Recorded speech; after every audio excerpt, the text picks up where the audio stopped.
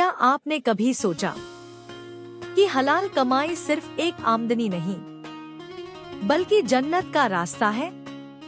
हलाल रोजी सिर्फ पेट भरने का जरिया नहीं होती, ये आपकी दुआओं की कबूलियत की चाबी है, आपके बच्चों की तालीम और तरबियत की नींव है और दिल के सुकून की सबसे बड़ी वजह है।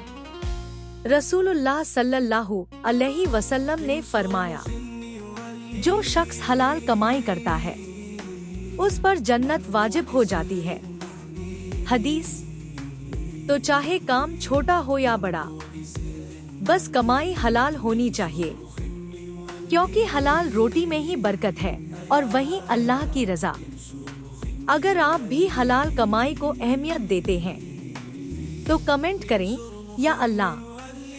वीडियो को लाइक करें, किसी मेहनतकश से शेयर करें और सब्सक्राइब करें ऐसी सच्ची नसीहतों के लिए।